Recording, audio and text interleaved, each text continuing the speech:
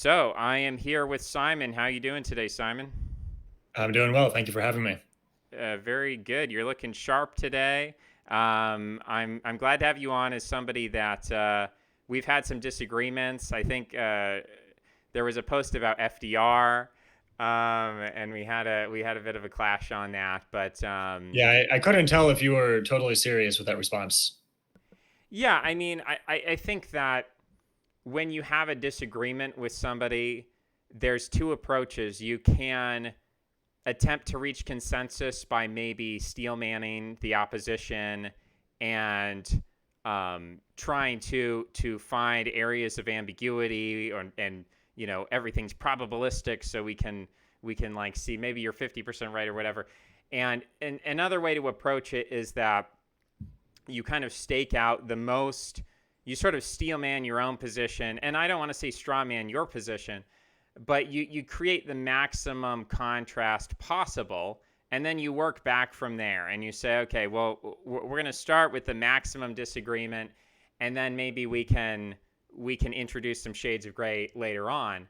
But I think it's important to I think there are moral distinctions that need to be, the air needs to be cleared. The dirty laundry needs to get out there. I think that's a prerequisite to having, like a dispassionate or good faith debate.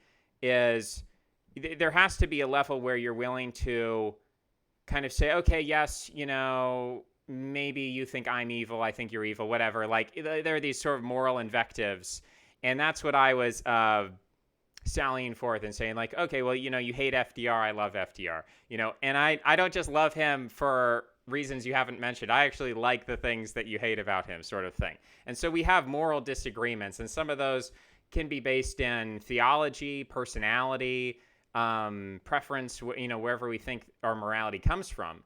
But I think, yeah, there are moral disagreements that I think it's generally more productive if people just say, like, we fundamentally disagree. Like, I don't actually know what your moral background is, if you're a Christian, if you're something else, and what that is. So maybe you could just explain that to me. Where are you coming from and how you make your moral judgment?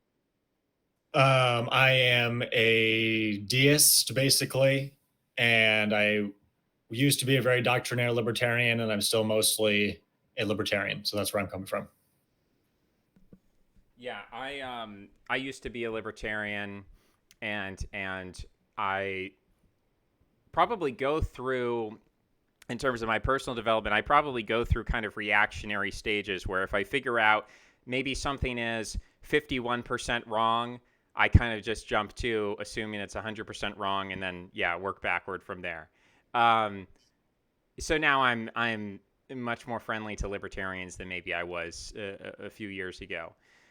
But yeah, you have a recent article that I I'm trying to write a response to, but I kind of want to get. I don't want to just, because I think there's going to be a consistent thread through all of these disagreements.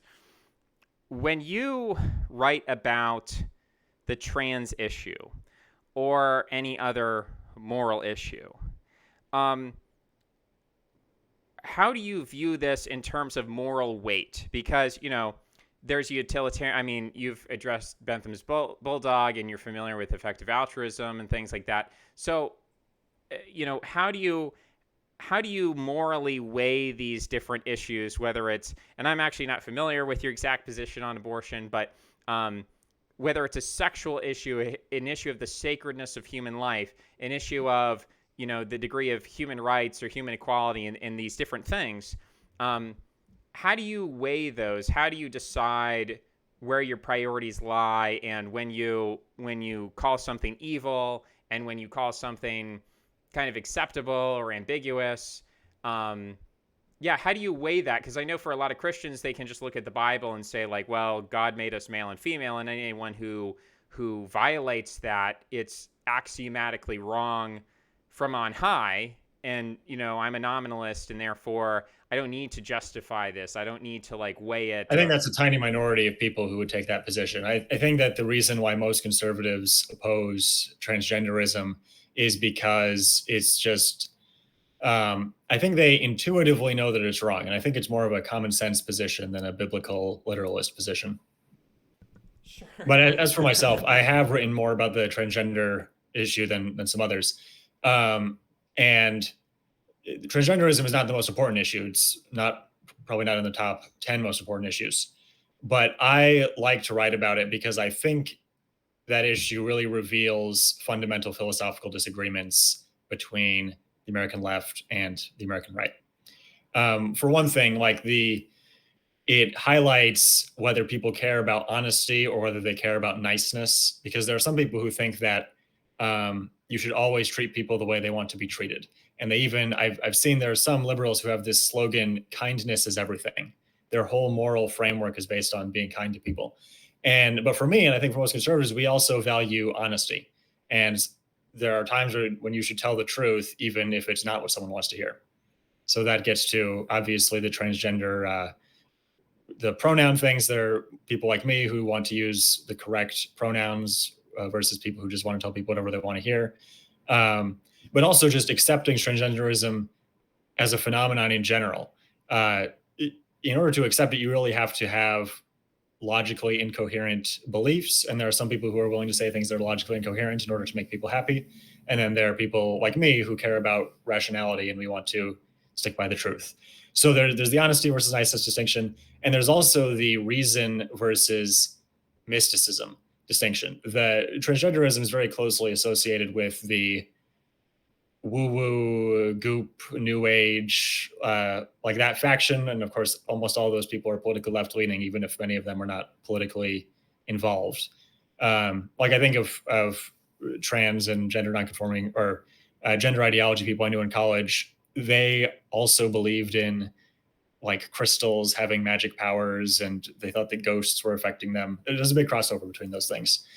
And so I'm sure that you and maybe other people would say that the right is willing to abandon rationality when it comes to Christianity and religion, and that's true to an extent. But even for people who, I'm a deist, even for Christians who believe things that I think are not rationally justifiable, all of their irrationality is really contained. There's like this specific set of beliefs where they're not looking at the evidence, but that doesn't seep into they can be very rational in every other part of their lives.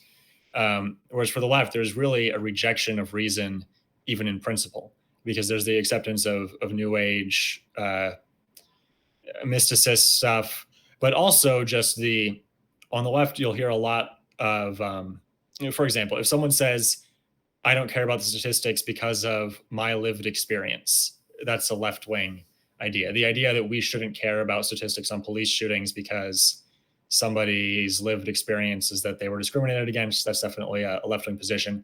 And we see that, like the trans issue, they really don't hold rationality as a norm, or I should say they don't hold it as an ideal. Yeah. So Christianity definitely is in a very weakened state right now versus where it was in the past. And as a result, I think it's very easy to say, well, because Christianity is like this weakened, shriveled up thing over in the corner, and it doesn't really have an effect on anything, and therefore it's preferable to wokeism, which is this aggressive, virulent, fanatical cult, and they want to force everyone to use these pronouns. And to me, and they want to force people to do lots of other things as well as the pronouns. But yes, yeah. You're right. They want reparations, and they want a racial caste system. They want some form of socialism, whether explicit or through the managerial state. They right. want. I mean, so the caricature, and I'm willing to agree that these people exist, is that they want infinite immigration, they want infinite welfare spending, there's no limitations, it's a total, like you said, there's no rationality, no one's going to look at a budget and say, oh, well, we don't have money for this. They're just going to say, oh, I'll just keep printing money, whatever, and all resources should go to. Yeah, although I would also say that their cultural agenda is really a bigger problem than the immigration. The immigration is a problem because it strengthens the left's cultural hand.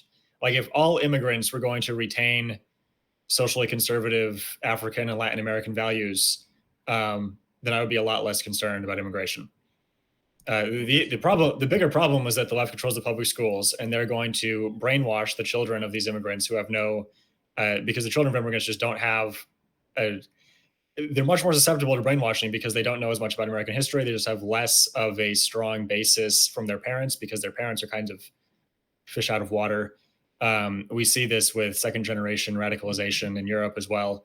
And so the left controls the public schools. They're going to brainwash millions and millions of children who they can import from other countries, and those people are going to become a permanent leftist voting bloc. So that's the yeah. I would say that the immediate threat is the cultural agenda, and immigration is a tool which is used to achieve that cultural agenda. It's an interesting perspective. I don't usually encounter that perspective on I wouldn't say immigration. that's the only problem with immigration, but that's the number one problem. It sounds like, I guess, let me try to clarify my understanding of what you're saying is that immigrants, because they don't have a rootedness in American culture, they're more rootless, they're more flexible, they're more brainwashable than people who have lived in America for generations or maybe kind of immunized against the left because we've seen this before. We've been around for a while where these people are sort of fresh off the boat and they're confused and it's culture shock and therefore they're just like swept away with the waves of progressivism just stringing them along. Is that kind of Yeah, like I haven't seen statistics on this. I have heard that like credit card scammers and other scammers will particularly look for immigrants from poor countries because they just don't know the modern world as much and they're easier marks apparently. And I think there's something similar with politics. I think that if you grow up and see the excesses of left-wing student protests in the I don't know the 80s and 90s, you're kind of inoculated against it. But for people who are just now encountering it, um, they don't have as much of an anchor. And then also, I think this is something that Thomas Jefferson talked about. For people coming from somewhat repressive societies, it's very rare that they're going to become like self-controlled, moderate libertarians in the first generation. It's more likely that they'll become, I think, in Jefferson's word, they'll become totally licentious on the other extreme before they get to a moderate position. Yeah, I mean, I wouldn't reject your thesis out of hand. It's not like the stereotype that I have of someone who's, you know, completely bonkers and has no sense of rationality and doesn't care at all about statistics and things like that. I typically I don't think of immigrants as driving that process. I think of Well, actually, I don't either. But I think that I think immigrants are typically actually a lot more sensible than that. But I think that the children of immigrants become a very large portion of the most radical and most brainwashed youth element. yeah, that's a difficult. I certainly would agree that the children of immigrants assimilate into culture, and if the culture is left wing, they're going to become left wing. I don't know that they're going to become more left wing than a white person who is a descendant of Puritans in Vermont, or you know, a white person That who may be true, but if there were millions of if like a new continent was discovered full of Vermont white Puritans and they were immigrating to the United States, that would be terrible. I would be totally against that as well. I would be in favor of that. But yeah, it's an interesting point. Yeah, I think part of the issue that you're bringing up here with immigration is that we live in a democracy, and a democracy inherently the concept is that the people deserve the right to decide what goes on in the government. And if the government is allowed to select new people to bring in to vote in elections, that inherently kind of contradicts the founding mythology of democracy, which, if you go back to the American Revolution, is saying no taxation without representation. No, we don't want British people to make decisions for Americans. We want Americans to make it. So there's this inherent geographic localism in the founding of the country, at least in the mythology of it, that's Right. contradicted by mass immigration. So certainly, there's some contradictions there. Um, I want to interject though, and also for me, I care more about liberty than democracy. I think that the core of America is really more about the Bill of Rights, freedom of speech, the right to bear arms, private property, being able to go to the frontier and have your own cabin, and that in particular is under threat from immigration. If we look at um, like polling on who supports freedom of speech, only white people as a group support freedom of speech. Hispanics are against, Asians are against, blacks are against. And the more we have these groups growing in population, the more they're going to vote for authoritarian policy. So mm, it is a subversion of democracy to have immigration. And for me, it's an even bigger problem because the specific policies which these immigrant groups are going to vote for are against liberty. right. Yeah.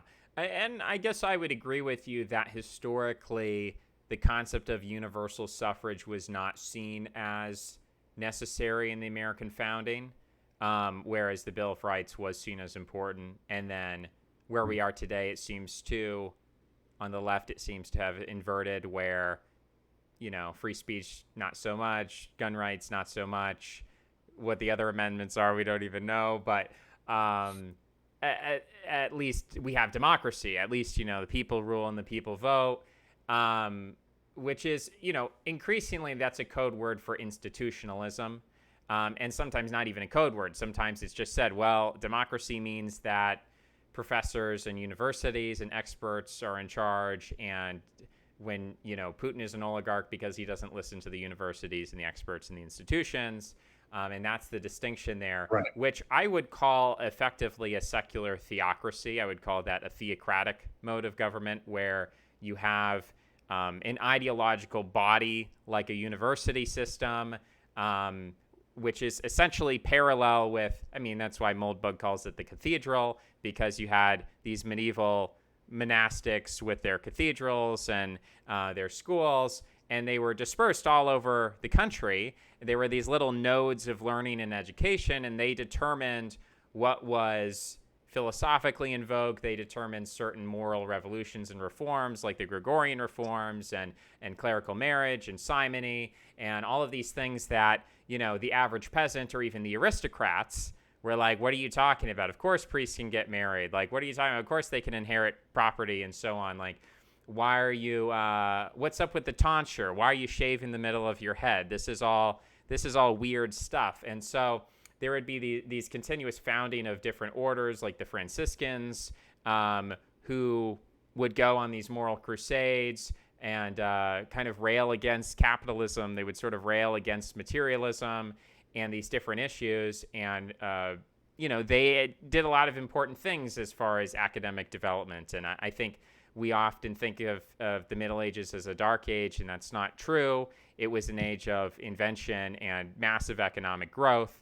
So I actually think that model, the academic model, a theocratic model, has some benefit to it. And I think that's ultimately when the left says we support democracy, they are supporting a form of, a post-Christian religious theocratic form of government. Ultimately, that's what it looks like structurally. Now, in its substance, I agree that it's theocratic, but it's one thing to say that they support the existing theocratic institutions we have now. It's another thing to say that they explicitly support theocracy as a system.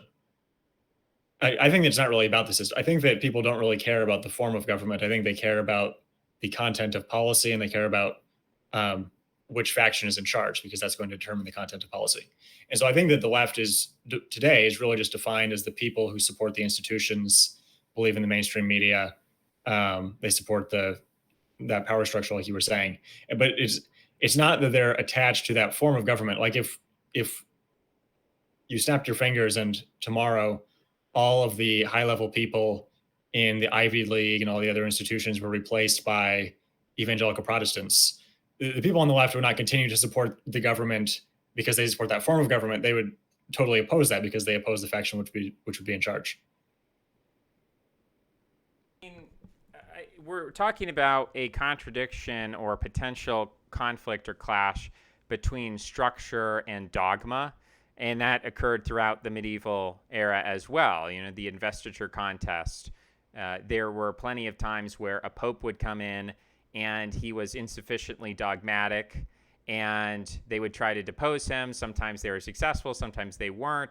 There was constant conflict between, different orders, Franciscan orders, or groups of monks who were more, dogmatic than others, and they would have disagreements about, should we respect the structure of how, they didn't have a constitution, but they would have canon law, and they would say, should we respect canon law in itself and just sort of trust the process, papal infallibility, or should we kind of lobby and push for dogma over structure?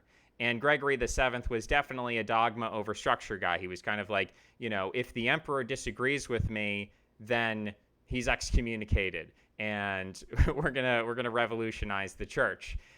So that conflict isn't new.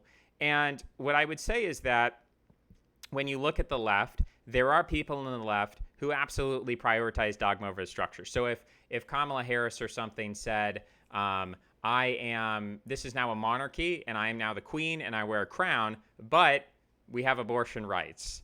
There are some people on the left who would be like, yes, queen, we love Queen Kamala, this is awesome. There are other people who say, well, this is, and again, the other faction maybe isn't seen or isn't perceptible in the example that I'm giving. But I think if you invert it and you look at things like COVID, Ukraine, Israel, there are a number of issues where the left has actually adjusted or had some sort of progress or change in dogma as a result of institutional thinking. So if you had and asked a leftist 10 years ago, 20 years ago, 30 years ago, what's your position on XYZ? What's your position on imperialism? What's your position? Do you think we should go to war in Ukraine, for example? And, Chomsky in that vein of the left would say, absolutely not. We're non-interventionists. We're isolationists. We should abolish the military. The institutionalists on the left today have been successful enough that the average leftist supports American military assistance in Ukraine in a way that during the Cold War would have been unthinkable. So that tension, there have always been those two sides, and they've always been in tension with each other. When the left says democracy, are they sometimes referring to Harvard and Yale? Are they sometimes referring to Dr. Fauci? Are they sometimes referring to abortion rights? The administrative state. Yeah. So there is an element of just worshiping the structure itself, and an HR department is structurally leftist, even if it's capitalist, and there's these contradictions, and you could theoretically. Well, it's not capitalist, but I guess. Well, yeah, within the framework of the left, I'm talking about from their perspective. HR departments exist because of. It's really a government mandate to have HR departments because companies that don't have them can get sued for civil rights violations. Right, that is true. From a libertarian perspective, HR departments are not capitalism, but from a boots on the ground kind of bottom up view, average leftist, if you say, okay, you work a job and there's an HR lady, is she a socialist or is she a capitalist? Like, I'm saying from their perspective, they can be induced to go along with that, even if there's like this libertarian perspective that they don't know about that kind of flips everything on their head. I'm saying from their perspective, they can be induced to say, we need to do capitalism, but with female empowerment and minorities and so on. They can be induced to sign off on that if they are institutionalists. Now, there will be dogmatists who say, but I disagree that the reason is because they're institutionalists. I think the reason is because they're supporting their tribe. So when foreign military intervention meant intervention against the Soviet Union, American leftists were against foreign military intervention. But when foreign military intervention meant killing Serbian supremacists in the Balkans, they were basically for it. And now that foreign military intervention means opposing alleged reactionary Putin, they're for that again. So I think that the vast majority of people really don't care about the structure of the government at all. They just care about which faction is in power. And another example is like Liz Cheney. Now, Liz Cheney was born into the Republican Party, but her personality is that of a left winger, and she's now campaigning for the Democrats. She has this book where she's complaining that Donald Trump violated democratic norms, which is true to an extent. I mean, he refused to concede when any previous presidential candidate would have conceded. But then in that same book, Liz Cheney makes light of the fact that she sent the FBI to raid Trump's house with orders to kill if necessary in the middle of the night. Now, there's certainly within Liz Cheney's worldview, maybe you think that was justified action. But if refusing to concede in an election and refusing to tell rioters to stand down, if those are violations of democratic norms, surely sending the secret police after a presidential candidate is also a violation of democratic norms. And there's an honest position where you could say, well, I don't really like I support all the norms. I don't like that we had to have this FBI raid, but it was just necessary in the circumstances. But that's not Liz Cheney's position. Her position is that her actions with the FBI were just totally right, and anyone who questions it is an idiot. But Donald Trump is a villain who's trying to overthrow democracy. So this is an example where Liz Cheney is one of the people who probably is more than most people just sympathetic to the institutions as institutions, and she worships kind of these totems of American history, or I should say, she worships the trappings of the history of American government rather than any kind of philosophical American values. But even with her, the core loyalty is to her faction being in power. And when there's a conflict between the niceties of the historical norms of government and the interests of her faction, she still sides with the interests of her faction. Yeah, so I don't actually think there's a difference between tribalism and institutionalism. I think those are the okay, same. well, but then I guess let me make my point clear. There are some people who say that maybe this is more on the right. They say that they really care about the constitutional order, and they think that like the wording of the article about how elections are conducted is super important. And I think those people are either they're deluding themselves or they're just not being honest about their own opinions. Because I think if they had to choose between a country that had good policy but a form of government that was different than the American Constitution, I think they would choose that over the American Constitution but terrible policy. Yeah, I don't know what's going on with some of these conservatives. I think there's like what motivates the kind of conservative who would be torn between, who would be like, well, I want to vote Republican because I agree with their ideological positions, but Liz Cheney's really seductive. She really has some good arguments. Like that's a small percentage of the absolute population, but they seem to be overrepresented institutionally, right? Which I suspect it's more than 0.5% of the overall population, and at international secessional elections are close. 0.5% is a serious voting bloc. Yeah. I think there are people who. So, I guess I'll put it this way: in 2016, I would have been somewhat sympathetic to that position, and now I'm much more cynical. I think the American government is much worse than I realized in 2016. But I think that to someone who thinks the American government is basically on the right track, something like January 6th really is disturbing. And I think I have met people who voted for Trump in 2016 or 2020, but were so disturbed by January 6th that they're not going to do it again in 2024. Yeah. So I think there are a few people who care about the institution more than policy, but it is a small minority. Yeah, and they're disproportionate because people who care about institutions, that population, in both directions, right? If you hold institutional power, then you care about institutions more than someone who doesn't.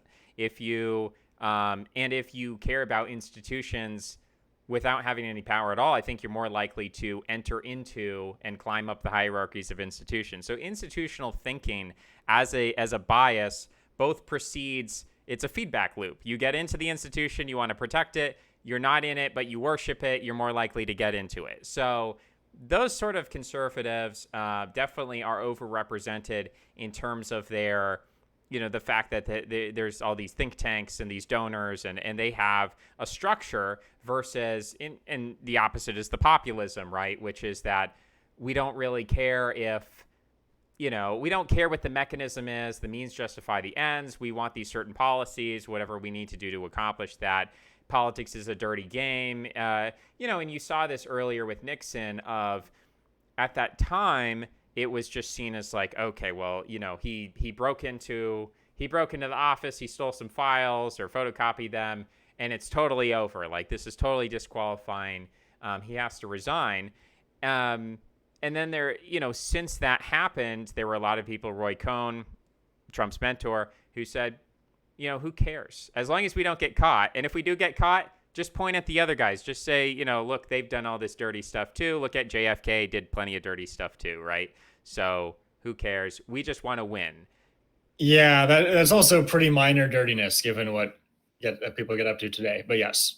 Yeah, absolutely. I'm just putting it in the historical context to say that institutionalism, it's a powerful force. It's obviously threatened by populism today. I think America has gone through cycles of populism. I think George Wallace was a populist. I think that Teddy Roosevelt had some.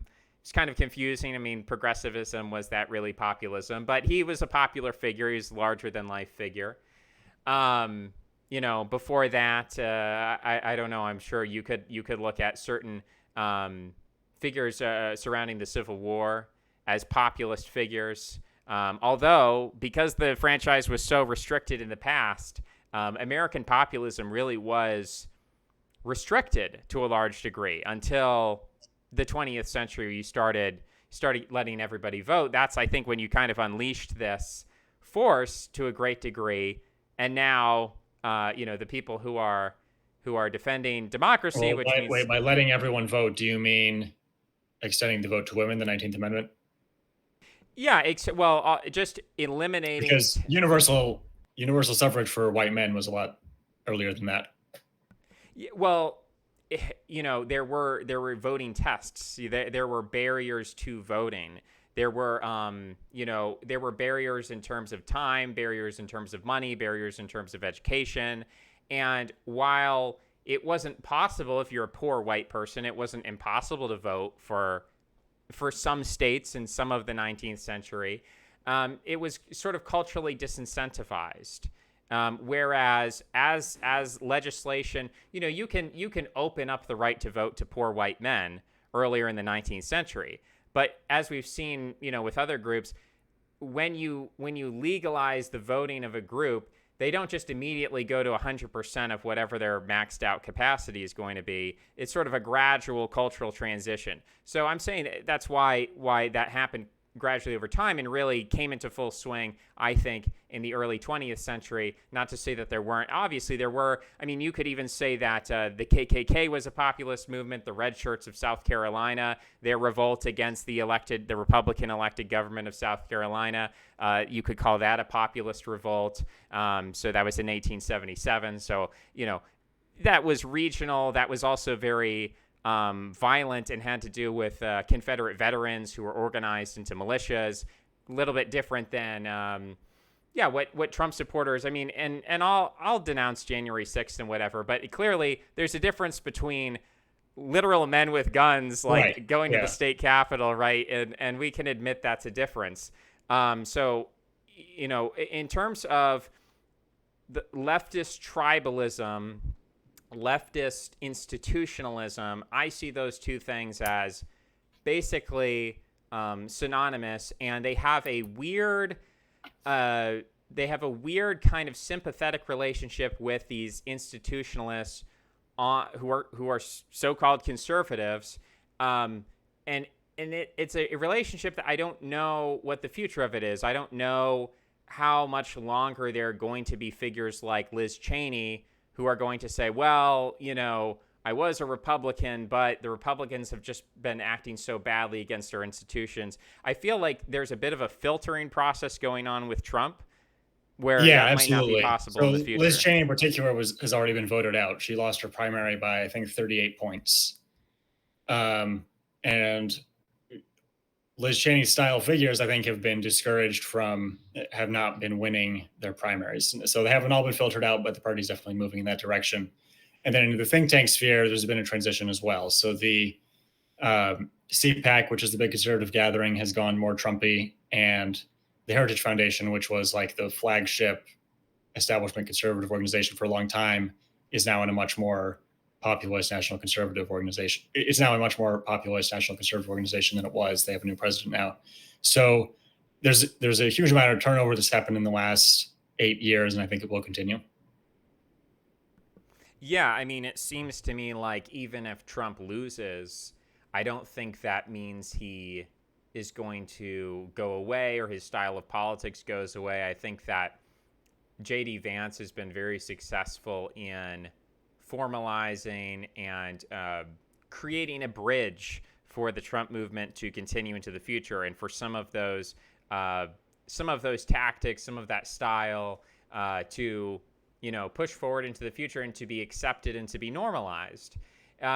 So I guess one of the big distinctions between someone who is an institutionalist and someone who is a populist, I would say broadly that if you believe America doesn't work, that America is not sustainable, that America is evil, that America is a force, it makes the world a worse place, that the world would be better off without the American government and these institutions, then populism is for a lot of people, seems like the only alternative in a binary.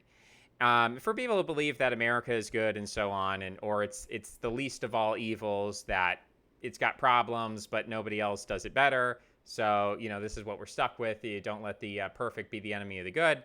They're going to be more sympathetic to institutionalism. And so, I asked this question kind of toward the beginning about how we weigh moral questions when we look at something like a transgender phenomena or abortion, which we haven't gotten into, and we sort of tally up these cultural sins from the conservative perspective, and then you look at the pros and cons, and you say, well, okay, we're in the red here. The American institutions bring more evil into the world than they do good. At the same time, you're a libertarian, and you value economic growth, you value prosperity, you value economic freedom, the Bill of Rights, and so on. And so I guess one of the questions that I have is, how confident are you that America can make a populist transition into something like I don't know if you consider Trump to be sufficient, if you think there's something beyond Trump that's more desirable.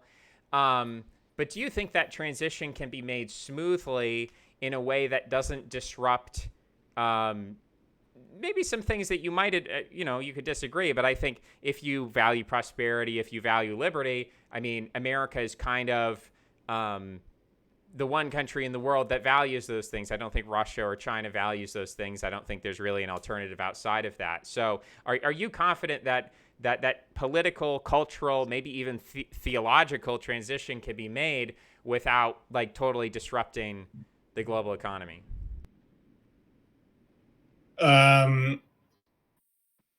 Well, the answer is no. But the global economy is going to be enormously disrupted anyway because the American economic system is unsustainable. So the national debt's like 35 plus trillion dollars right now. And eventually the dollar is going to cease to be the world reserve currency. Well, okay. So actually, I guess if the AI singularity comes and solves all economic problems, then that's different. That's a wild card. But the more likely scenario is that the dollar stops being the world's reserve currency, and that would be a sudden event rather than a gradual shift. Because if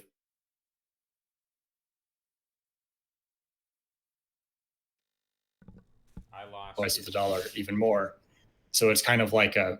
Did you lose the audio? Yeah, you cut out for 10 seconds, but you're back now. Okay, so I was saying that when the dollar stops being the world's reserve currency, there's going to be a sudden event. I don't know if it'll all be one collapse at once, but there's going to be the incentives make it so that there has to be a sudden collapse at some point, because it's like a bank run. If you think the bank is going to go under, then you want to run to the bank and get your deposits out, because if you're not one of the first people there, then you're going to lose your whole deposit. And the same thing with countries that hold dollar reserves. If they think that the US dollar is about to stop being the world reserves, and they'll want to dump their dollar reserves but that then lowers the price of dollars even more, which accelerates the process. So when that happens, it will be a huge shakeup to the world economy. Also, as far as the trade-off between stability and achieving desirable outcomes, I think that it's worth a disruption to achieve. It's worth a disruption to prevent the destruction of liberty in America. I think that the American Revolution was justified, even though it was a war that killed a bunch of people and lasted for years. And I think that, so you mentioned transgenderism and abortion. I would say those are not the most important cultural issues. Those are near the bottom of the list, actually. I just like to talk about transgenderism because I think it highlights the fundamental philosophical differences between the two sides. But the bigger issues are things that are harder to articulate. And part of the reason why they're not talked about very often is because they're harder to articulate. But we used to have a culture that valued reason, and now we have a culture based on mysticism. There used to be much more of a sense of personal honor. That's basically totally gone now. And there used to be much more of a sense that individual adults should be adults and not go to therapy or hold other people responsible for their actions or complain that actually the collective is responsible for everything. And that's been largely lost as well, unfortunately. But I think there's a question I wanted to ask you. How do you conceptualize the difference between the left and the right? I And think, do you consider that to be a relevant variable? well, yeah, I think it's relevant, but it's also incoherent, the way people define left and right. I think that if you want to litigate current events, then left versus right sort of means institutionalism versus populism to a great degree. If you want to understand history at the grandest scale, then leftism, I think, looks something like centralization versus, status quo or something like that. People trying to centralize societies, whether that's through slavery, whether that's through new religions, whether that's through nationalism. All of those things initially, I think, were, again, at a meta level that's maybe incoherent for current events. I think those were leftist in character versus the reactionary movements that opposed the introduction of those systems were just kind of in favor of whatever the status quo was at this time. And I think that those forces have parallels within individual human psychology and group psychology as well, that certain people temperamentally not institutionally, but constitutionally, people, it's kind of related to the big five, like high in openness versus, high in sacredness, Jonathan Haidt. There's evidence that these psychological types or personality types have been around for as long as humanity's been around, and they've been kind of battling it out and pushing people in these directions. I think leftism, if you add up all of the incremental victories of leftism over whatever time scale, 10,000 years, 2,000 years, 200 years, whatever it is, it seems like it's a fairly successful system, but it seems like at every step it encounters resistance because generally people find change threatening and there are costs to change. I mean, I've kind of posed the question to you of, do you think it would be worth it to change the regime? And you've said yes. And leftists are usually the ones who are going to say yes to that. And it's usually the right who says, whoa, let's slow down. Let's just kind of ease into things here. I disagree with that characterization, though. I think that leftists see themselves as agents of change.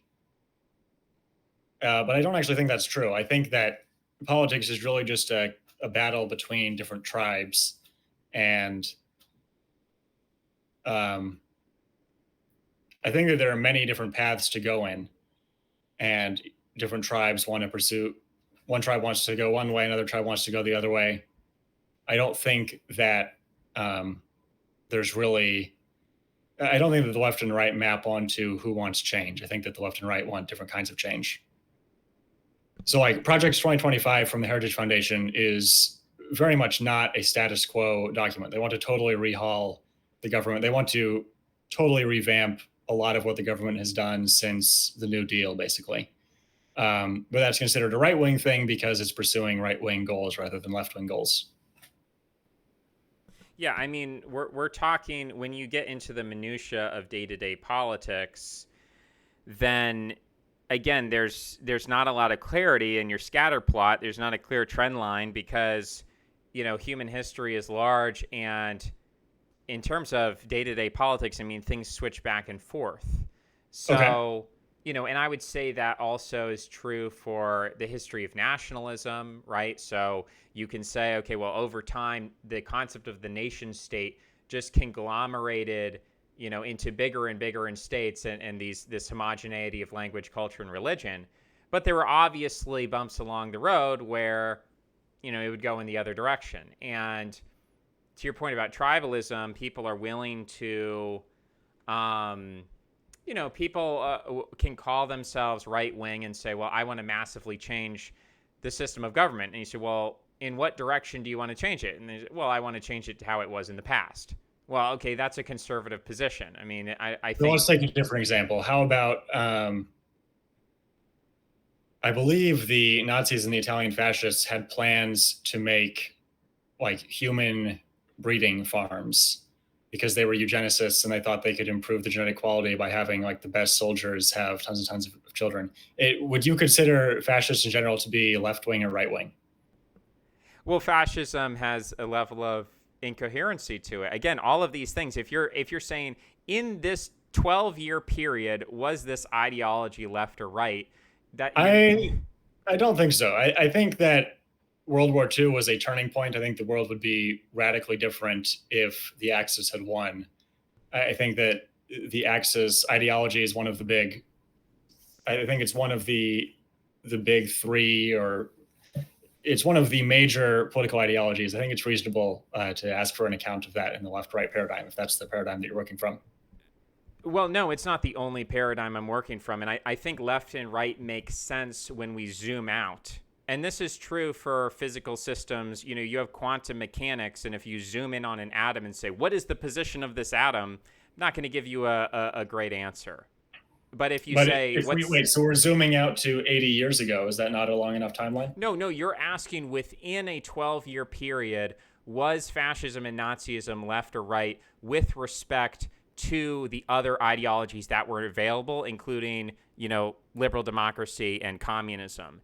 And I think I would come down on the side, like most people would say, it was generally right wing. Now, are there issues with that characterization when you get granular and say, well, what about eugenic breeding farms? That sounds pretty radical to me. Well, sure it does. And I'm willing to admit that Nazism and fascism were not entirely coherent in their, and they admitted they said this themselves. They said, well, we're not entirely of the left. I mean, we're called nationalists and we're called socialists. We're merging the two together in a syncretism. That was their intention, almost, was to confuse people, to garner the greatest amount of popular support. Isn't that very similar to what American libertarians would say, that they're against the authoritarianism of the far left and the far right? Sure, and libertarians say that. Yeah. Now, when people say that, when they say, "Well, I'm above the left and the right," or "I'm beyond it," "I'm a third positionist," "I'm a libertarian," whatever, does that invalidate the concept of left and right? Well, I don't know. Does someone who's androgynous invalidate the concept of male and female? Right? You can have a spectrum, and then you can point to an individual and say, "Does this person embody the absolute logical conclusion of the spectrum on either side?" And then say, well, no, when you get that granular and you look at an individual, we're talking about an individual political movement at a particular time, then left versus right, nothing is going to map exactly on. But I think it's still I think it's a useful division. We talk about it colloquially. It's a popular thing to talk about.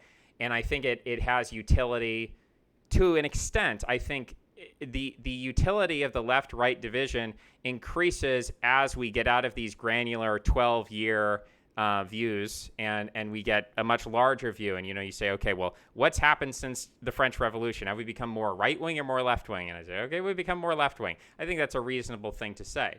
I want to give... I think it's more reasonable to say in all contexts, and especially around World War II, that, I guess just using World War II as an example, I would say there were three factions. They had three different visions of how they wanted the world to be.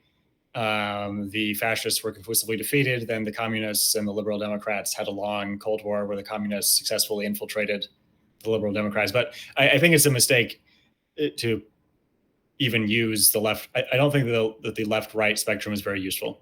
I think they're just different factions fighting for different interests.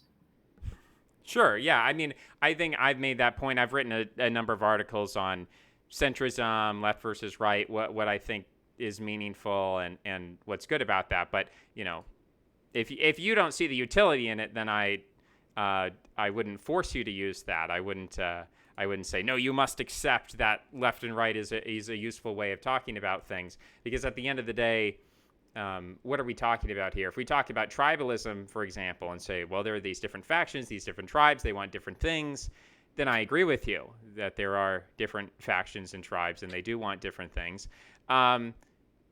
Now, in terms of what these factions are and the different things that they want, and how you align yourself with those different factions and which side you come down on. For me, I say there's two dominant factions. It's a two-party system. Maybe there's more. Maybe you throw the libertarians in there or whatever.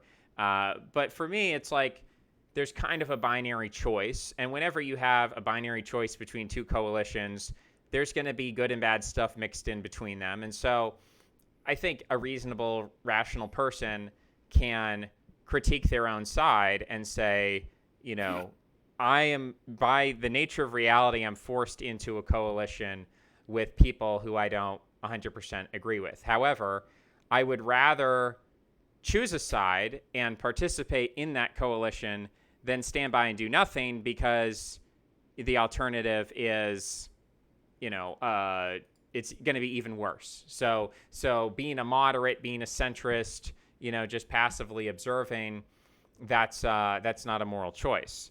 But you said something which was surprising to me, because I don't hear this a lot from conservatives.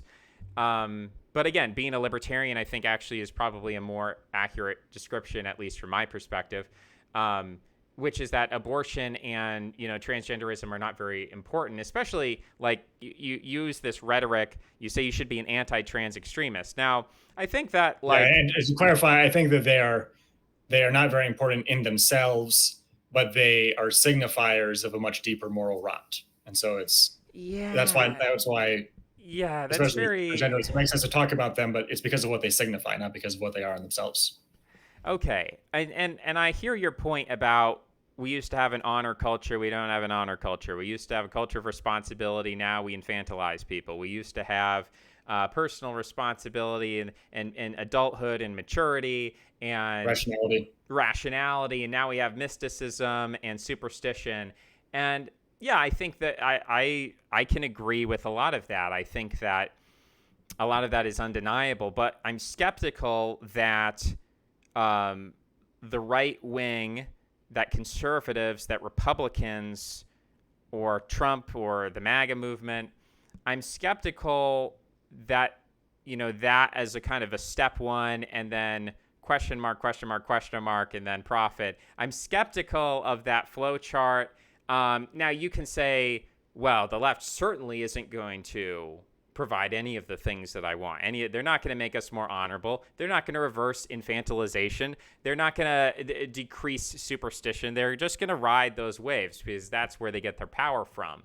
And I guess, my take is that while I think that there's some truth to that, I also think that the left is going to win for a number of reasons. I think institutionalism. I think basically for theological reasons. They have a it can be, their superstition might be bad, or it might be caustic, but I think every religion throughout history has been superstitious. And I think this period that you're talking about where America wasn't very superstitious, and I don't know what you would date it to. I could say like 1930 to 1980. I mean, we can disagree about what the date was, but there was definitely, let's I don't think I said specifically that America was less superstitious. I said that rationality was valued. Sure. Yeah. And I think we still value rationality to a degree, but it's selective. It's what is the domain of rationality? Where is rationality allowed to be dominant, and where is it made to be submissive?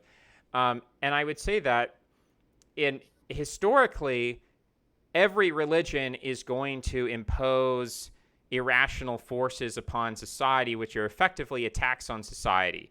Because if it was by definition, superstitions are, they're taxes. They're not. You're not dealing with reality as it truly exists, but you're dealing with this deception or this cartoonish replacement for reality. And so necessarily there's some kind of friction or tax that results from that. And so the question, I'm not sure I agree with that either, though, because I think there's a difference between a myth, like a factually mistaken belief, and a superstition, because it's possible for you to be mistaken about something, but for your thought process to be clear. You could be thinking clearly and just have wrong information. But the kind of superstition that I think has grown over the last 60 years and maybe more so, it's almost like a rejection of the idea that it's good to think clearly. I don't have a great example off the top of my head, but I think that when I'm talking about the rejection of rationality, I'm talking about more than just a set of mistaken beliefs. yeah, it would be. I think it would be difficult for me to convince you in this conversation that people have become more rational, because there's certainly a lot of anecdotal examples. There's certainly in our domains of culture and morality, everyday things. There's certainly a lot of evidence. I mean, even if we remove politics, or we try to like distance ourselves from politics for a second, it's like people believe in astrology, people believe in crystals. Like there's this unfettered growth of superstition, and Spangler talks about this, right? So you get these weird cults forming at certain stages of empire. You get people who are confused, lost. Maybe they're the children of immigrants. Maybe they're what have you. Like they're this kind of tossed around population, this unrooted population, and so they're kind of groping in the darkness and latching on to whatever's available. And if that's something that's very silly or harmful, well, it's better than nothing from their perspective of their psychological needs. They need something to believe in. They need something to anchor them. And I think that's kind of what's pushing the phenomenon is it's not just a lack of centralized authority. I mean, that's kind of the driving causal process, but at the same time, it's the fact that people feel this ambiguity.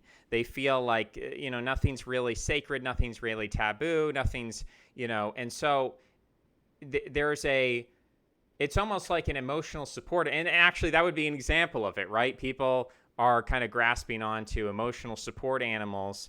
And what do they call them when you're an autistic person? You squeeze, you're stimming, right? So you're stimming, you're squeezing your plushies and so on. So people are resorting to these forms of, you could call it self-infantilization.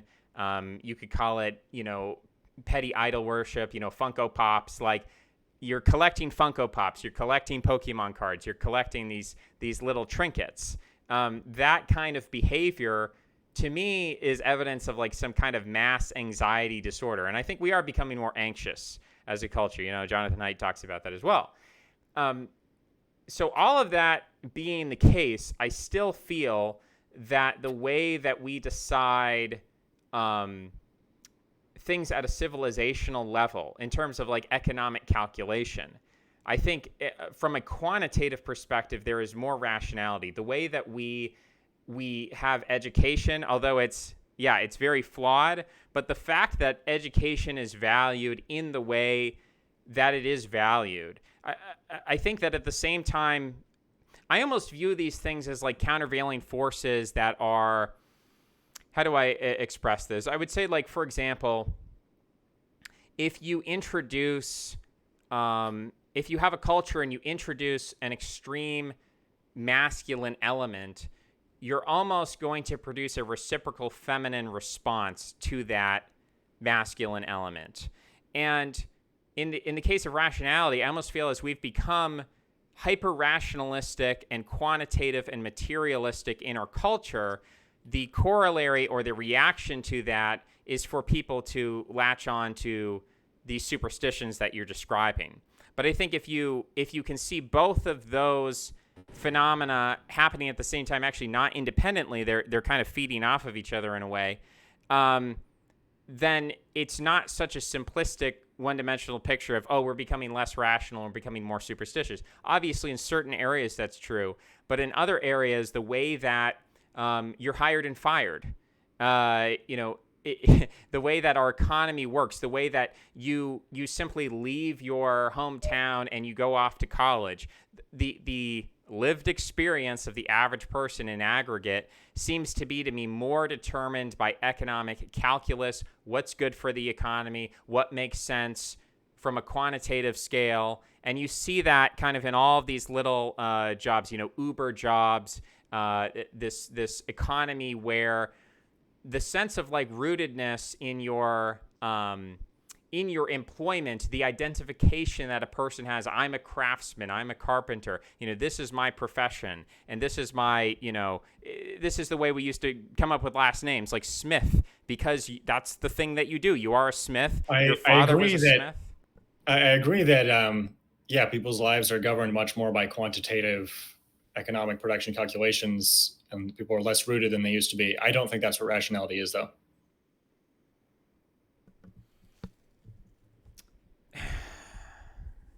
But maybe it's not a good topic because I'm not going to be able to think of a good example off the top of my head. You were saying before, what were we talking about? You said that I thought transgenderism and abortion were less important issues, and your audio's out if you're talking. Sorry about that. You have things like honor, rationality, and I'm not, this isn't like a gotcha or anything. It's just like, these are really big, ambiguous things. It's difficult to imagine the government like passing a law saying, we will increase rationality by 5% by next year or something like that. We will increase honor by 5%, Right. What does well, that you look also like said tangibly? that you don't see the steps where, like, step one is elect Republicans, and then step two is 3, 4 are question marks, step 5, profit. So to fill in one of those question marks, promoting a big part of the problem is the schools and the school curriculum. And so promoting school choice is important. There's been huge progress on that in the last 2 years. And that's the purpose of school choice, is really to get people out of public schools that have bad curriculum. And there's not going to be a huge change overnight, but as there's more room for people to raise their own children, and as there's more room for people to create different kinds of schools and different environments that people are growing up in, I think that can have a big impact on the values of society. So it's not the government passing a law, but it is the government shutting down some of the indoctrination program, which is causing the problem, and allowing people to fix it themselves. Yeah, I mean, there's a part of me that would say, I think that if we are going to, like, I think part of the conflict or part of the difficulty of this discussion is that I'm almost arguing from a position of, America is this entity. It's like a living thing. We're a cell in the body of America. We need to help America, and what's good for America is good for us. And we, if necessary, we have to sacrifice ourselves for it. And if it's not good, if it's not perfect, we need to like eliminate whatever bad things are within it so that it can, survive and thrive. But I sometimes feel like if my argument specifically in the case of education would be that we need some way, and Christianity used to fulfill this function, and I think it actually is an irrational function. And again, maybe we're disagreeing on the definition of rationality here, but I think that like tribalism, I don't think that's experienced rationally.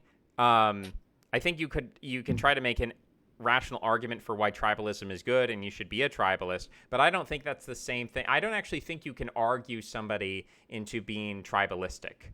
I don't think you can. I think what makes people tribalistic is experiences of pain and suffering. And that's what bonds people together, and that's what makes people brothers and sisters and family members and comrades. I think that nations and peoples come together because they experience mutual suffering, and that's not a rational argument. That's just an irrational experience that people, or a mythological, you could say, like a Jungian experience that brings people together. And so, I would agree with you that our public education system is not perfect and it could be improved, but simply abolishing it in favor of, a million, let a thousand flowers bloom or something, let everybody choose their, it's like, I agree that would be a more efficient situation, in that it would provide a market, it would provide competition, people get to put their money where it works. Yes, but it's not just about providing a marketing competition. It's about stopping the teaching of false things and promoting the teaching of true things. I think that we need to audit the curriculum of public schools and remove the deliberate lies, or point out the deliberate lies which are being taught, and formulate curriculum that is true rather than false. So I guess maybe this goes back to the conversation we had about the structure versus who's in power, but it's one of the big reasons for reforming the public school system and having school choice is because it's a more efficient system. The other reason, though, is that it's the catalyst to stopping specific lies from being taught. So the curriculum matters as well as the system. Yeah, I mean, I guess I'm struggling to understand. I mean, so if I were to try to list, like, what are the big lies that conservatives are upset about, it would be like, you can change your gender, black people are oppressed, help me out here. What are the big lies that need to? So there are the overarching narratives, and then there are the specific anecdotes which are designed to promote those narratives. So one of the narratives is that white people are the unique villains of history, that white people went to America and slaughtered a bunch of people and enslaved people. And of course, some of the anecdotes there are true, but it leaves out the context that slavery existed for all of human history, long before the transatlantic slave trade, and that conflict between tribes to provide all of human history. It was not just Europeans invading North America.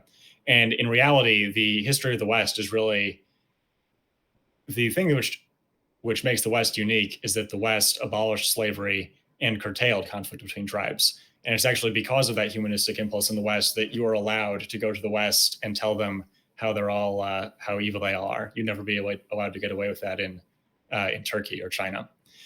So, but then even on the specifics, some of the things are just not true. Like there's a thing that was in my history textbook in middle school about Europeans giving smallpox infected blankets to Native Americans to exterminate them. So in reality, there's one, possibly two examples of that happening in all of American history. These are just cherry picked examples. It was never a common practice. And then also something like this is more of a niche one, but in California, I think there's curriculum that talks about a guy named Harvey Milk, who was this homosexual child predator who became a councilman in San Francisco. And there's now a ship in the US Navy that's named after him. But anyway, the specific story about him is that he proposed a gay rights piece of legislation. And then the story is that he was assassinated for that legislation. In reality, he was assassinated by a councilman who just wanted it was a political dispute that had nothing to do with that legislation. Then there's the case of another gay person named Matthew Shepard, who was a methamphetamine dealer and was beaten to death in a drug deal, something like that. But then this was told in the media as if he had been like hunted down by anti-gay vigilantes. And that was what people believed for decades before it was eventually debunked. And then there are also the things in the mainstream media. Like when Columbine happened, I want to say it was ABC News had an interview with the black father of one of the 13 kids who had died, who was saying, these neo-Nazis hunted my son. He had 2 strikes against him because he was a jock and because he was black, and they hated jocks and blacks. And in reality, 12 of the 13 Columbine members were white, but this was just a story that was being pushed by network news. Um, and the overall idea, yeah, so the overarching problem is that it presents the history of the West and ignores the fact, which is that humanistic humanistic activism, whether you think that was from Christianity or from something else, caused the West to become less violent and to uh, have moral reforms like the abolition of slavery, and that the right way forward for the world is really to continue that work and to have yeah, that the right way forward for the world is to continue increasing respect for individual liberty and human rights. But then in public school, it's taught as this alternative story where Europeans are the great villains of history who took advantage of a technological advantage to go around and pillage the rest of the world. And they present it as if the world was great up until 1600. And then there was a dark age of European brutality. And then from that story, the right way to go forward is to basically punish Europeans and seize the property of white people today to create a new decolonized, um, uh, yeah, a new decolonized utopia that's categorically different than what came between 1600 and 1900. I find it ironic that you have so much praise for the abolition of slavery and you say we should continue that work. And I'm like, I would that's say that in regards to Caribbean slavery, American slavery was a more difficult case. what? What do you mean? Or no, no, no. Okay, we're making two different points here. We're Okay. getting confused. Okay, what I'm saying is that if you think directionally that, for instance, feudalism, like let's get off slavery for a second. Just the idea that there are this class of people and they're tied to the land and they're workers and they don't have social mobility, they don't have the same rights as landowners and so on. The idea that Western civilization was unique in saying, no, we should have legal equality for all peoples, no matter what your birth was, no matter if you're a nobleman or quote unquote serf or whatever. And so we abolished serfdom. We actually did it far before, well, slavery was abolished in Christian lands, very early on. But that's a complicated story because they still did it to some extent or another. But there's two sides to that story. But serfdom was abolished, I think, in Western Europe. I probably getting the dates wrong, but I think between the 11th and 15th centuries or something, way before anyone thought about abolishing slavery in the transatlantic. Right. So, Russia was a bit later, and you could say that's because Russia is like a pseudomorphic culture between the West and the East. But like, you could say that. You could say that, the abolition of serfdom is an example of Western uniqueness, that other cultures never felt the need to abolish their slaves. This is something unique to Western culture. This is something we should be proud of, or if you're not part of the West, you should aspire to be more like the West, as everybody should be like that. And I would just say directionally that if you kind of take those values to that logical conclusion that, everyone deserves equality, no matter where you come from, no matter what station in life, we should abolish slavery, we should abolish serfdom. That story to me is a leftist story. Now for you, you're saying, no, I'm a conservative, I'm a classical liberal, I believe in individual liberty, I'm a libertarian. I don't. Right, because I wouldn't say the story is about equality. I would say that the story is about individual rights, and their individual rights which stretch back to the Bill of Rights and then the Magna Carta, and before that, I think to the traditions of Northwestern Europeans. Yeah, so because I think it's a story about individual rights rather than equality, I think that I am the true heir of that tradition, and I think that libertarians and conservatives who identify with the American founding fathers are carrying on the real tradition of respect for human rights and liberty, and the leftists are an aberration from that, who broke away in the late 19th century, early 20th century.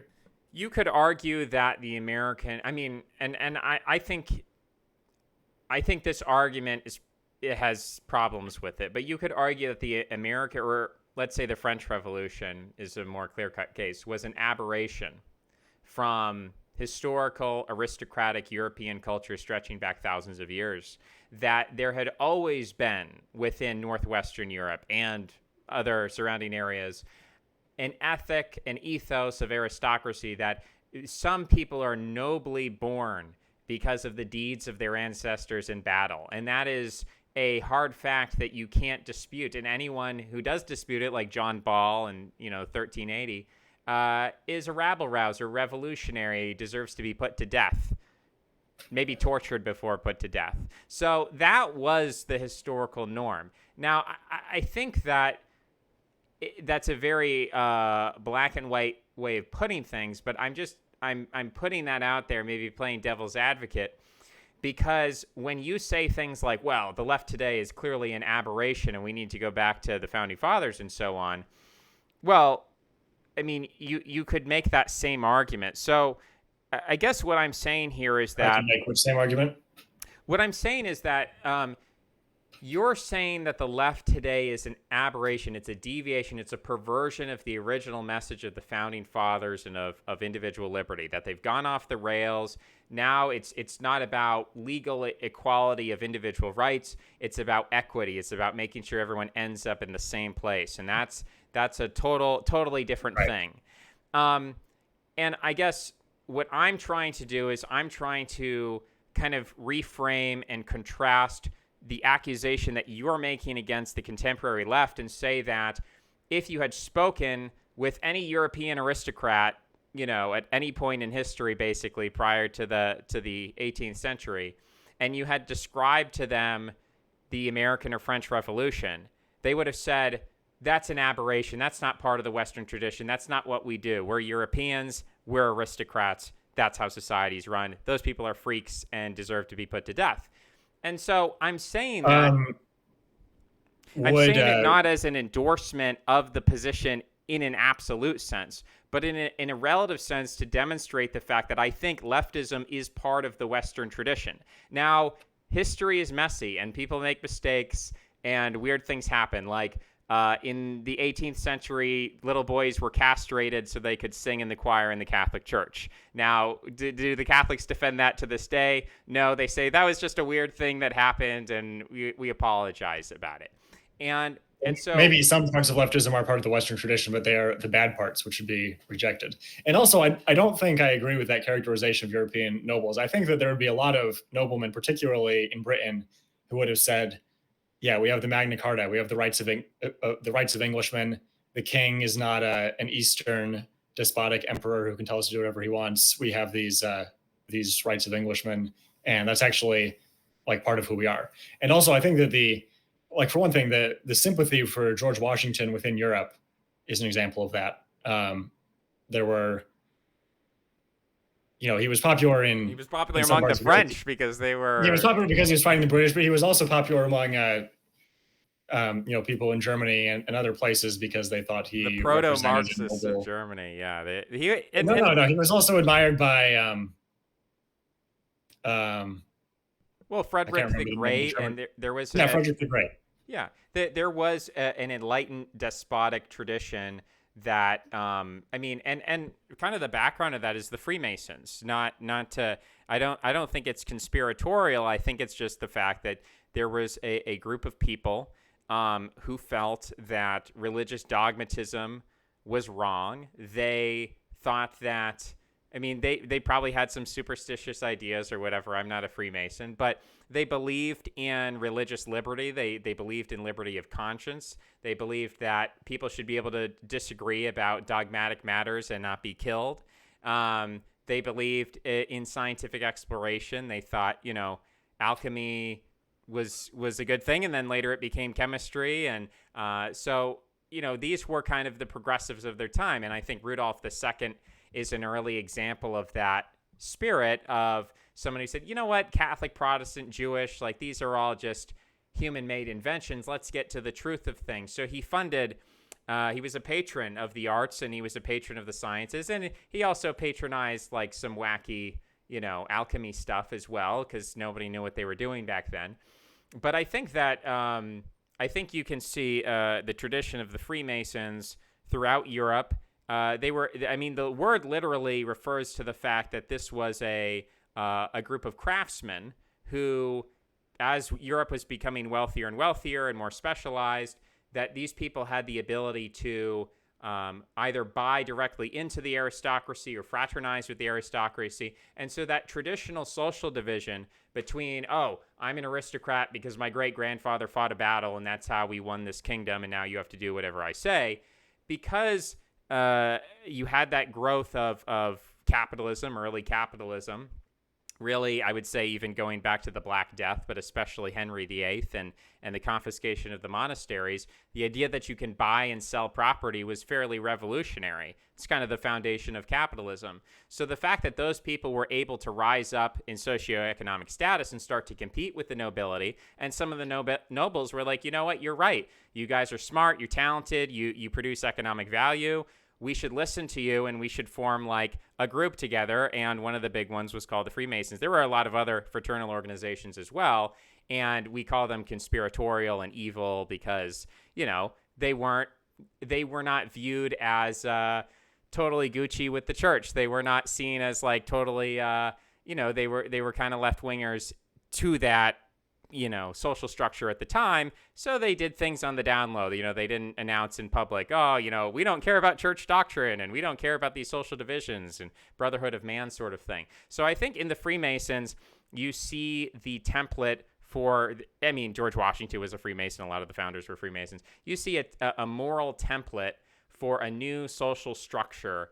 So it clearly is not the case that when George Washington burst onto the scene, that he was like, this historical aberration, right? There was a clear, causal or historical chain between earlier thinkers. Even Machiavelli, I would actually say, is understudied as a kind of proto-American founder. His defense of republicanism, his skepticism of the Catholic Church. I mean, there's a lot of things that he says that I think the founders were reading very closely, and that's back in the 16th century. So yeah, I don't think that like everyone in Europe hated George Washington, obviously. The reason why I say that, for most of European history, George Washington's lack of doctrinal Christianity, Thomas Jefferson obviously was not a doctrinal Christian. That kind of deism was not acceptable. Even, going back pre-Christian times, Socrates was accused of, being an atheist and corrupting the youth. So we're kind of getting back to that institutionalism question, which is that institutions don't like it when you mess with what they've got going on, when you start questioning their dogma. That's always been true. And so, like, what the left is doing today, I think the left is, the left is getting some things wrong. And you kind of rattled off an encyclopedic knowledge of American history textbooks and how, oh, well, did you know that Harvey Milk actually wasn't assassinated because of gay rights? It was actually his political opponent. It's like, I'm not trying to make fun of you here, but I'm just saying that, yes, every single institution has a mythology which contorts history. You could talk about the kings of the Anglo-Saxons. You could talk about the Romans, the Greeks. I mean, everyone mythologizes history in a way that makes themselves look good and tell some lies along the way. And that's not... I think that's a bad thing. And also, I think that maybe everyone mythologizes history. It's also a tribalist thing. If you like tribalism, that's what tribes do. Well, wait. So most people... Maybe everyone mythologizes to some degree. Some mythologize a lot more than others. And the postmodern left has a unique contempt for the truth. Certainly, they're far worse on that count than their counterparts on the right. But also, what do you think is the mythology of the Coca-Cola Corporation? Yeah, I mean, the Coca-Cola Corporation probably has elements within itself which could be described as mythological, at least outwardly. I'm not saying that the CEO of Coca-Cola is like worshiping at the shrine of Coca-Cola. But, if you ever work for Walmart, which I hope you haven't, because it's not the most enjoyable experience. But if you ever work for Walmart, then you'll find they do these like team meetings and they get together and they say, all right, Walmart family, now we're going to do a little song and dance and clap our hands. And, that's all part of the corporate world, is that, we're not just a team, we're a family. Well, that wasn't part of the corporate world 50 years ago, but it is today, unfortunately. Yeah. So my point here is that mythology is not really necessary for a corporation, because a corporation doesn't require that people sacrifice their lives for the corporation. Whereas if you have an army and a military, you actually do need people to be willing to die for your state. And so the pressure, the mythological pressure on a state or on a religion is much greater than the mythological pressure on a corporation. So necessarily corporations have their mythology is more shallow, tenuous. No one really believes in it. It's kind of silly. It's like symbolic or something. But yeah, I think mythology matters. I think mythology is necessary, and obviously, I would When you say prefer. mythology, do you mean sacred stories or do you mean inaccurate stories? Well, sometimes, I mean, very often, it's impossible to tell a story which is true in 100% and also tell a story that is Manichaean or that is absolutist. Like, I'll give you an example. When early Judaism was forming, uh, it told a story about the Jewish people. It said, we are the descendants of Abraham, Isaac, Jacob, and there's these 12 tribes, and blah, blah, blah, blah, blah. And, one theory of the formation of early Judaism is that there were scholars in the Library of Alexandria. And the reason why ancient Judaism has all of these genealogies and litanies and like encyclopedic knowledge and saying this happened and this happened is because they were trying to like create the ancient Wikipedia out of like the primary sources in the Library of Alexandria. And that's why, you read like, and then Absalom begat Methuselah or something. And like you read these pages of genealogies. You're like, well, what's the point of this? Well, it's meant to be like the Encyclopedia Britannica of its time. It's meant to encapsulate all the ancient knowledge in the world, which is kind of a good idea because the Library of Alexandria ended up burning down. So it's kind of good that people were trying to, summarize that. But the reason why Jews were doing that at the time is because there was intense mythological pressure in that area.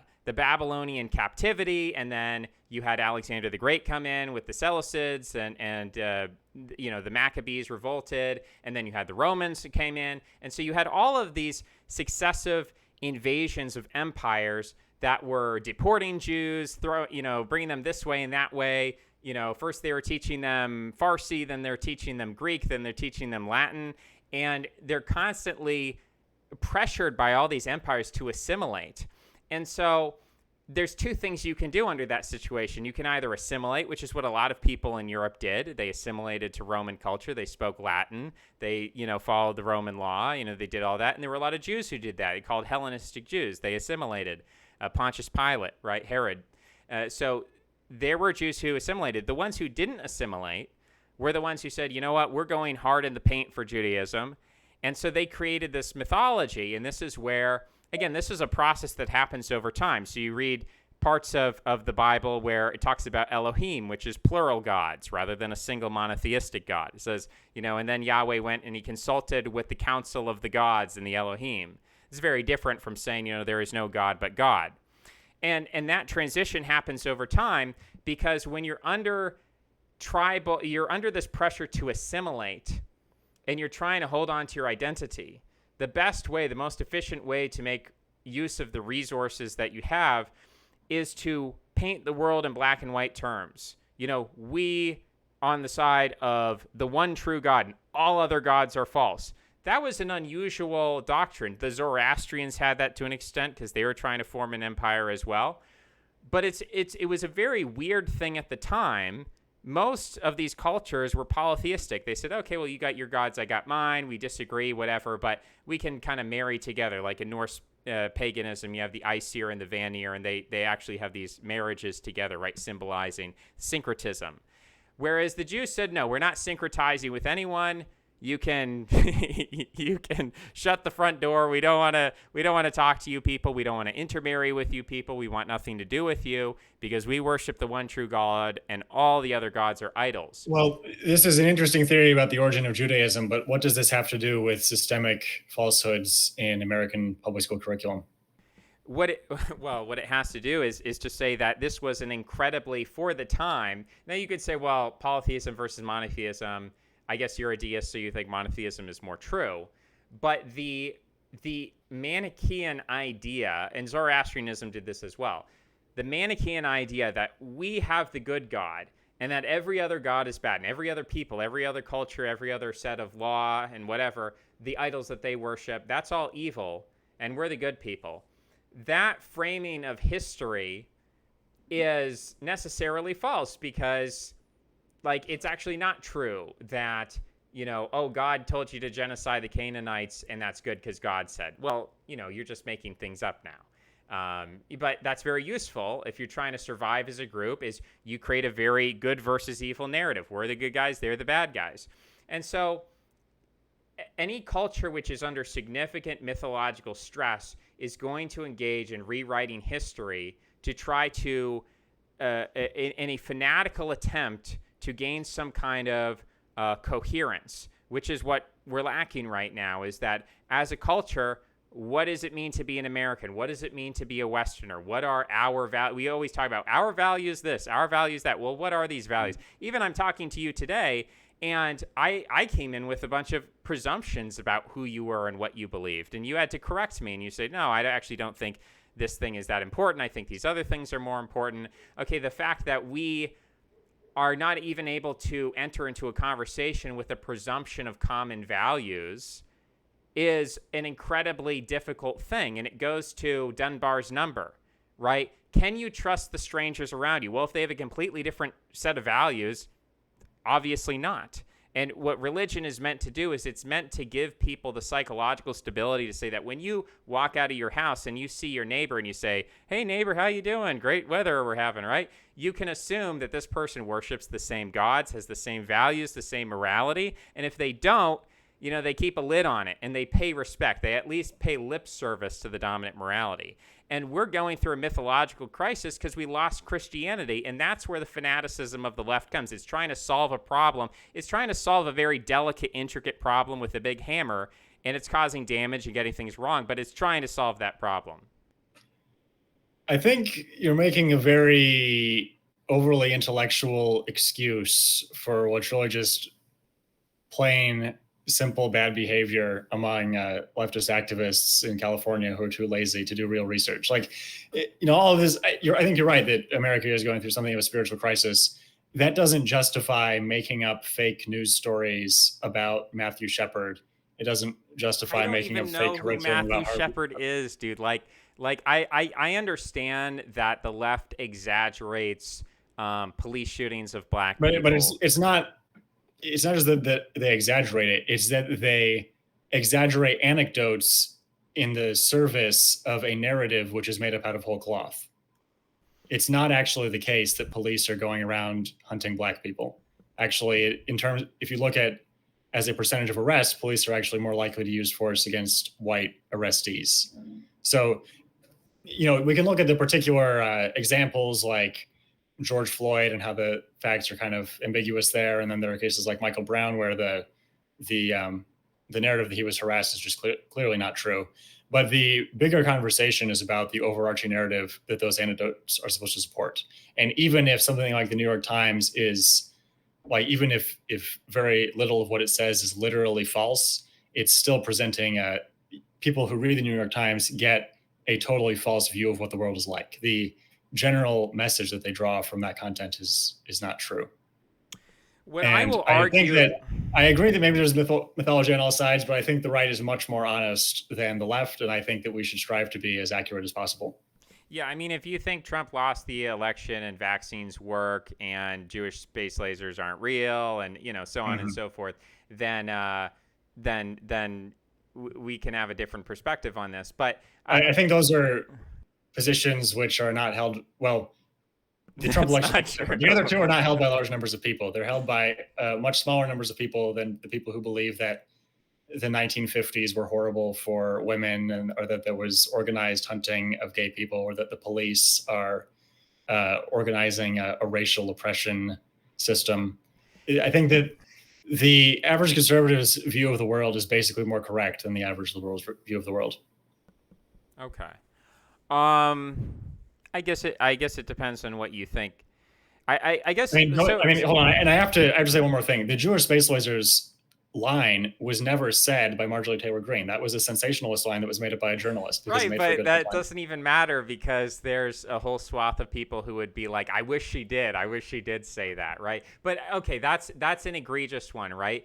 Trump lost the election. This is something that a majority of Republicans think he didn't lose the election, and so these are points of fact. Now, in terms of, I think we have to distinguish between quantity of lies and quality of lies, because I could say there's a teacup orbiting the moon right now, and you'd say you don't have any evidence for that. I just went up there and checked actually, and there is no teacup. And it's like, well, I firmly believe there is.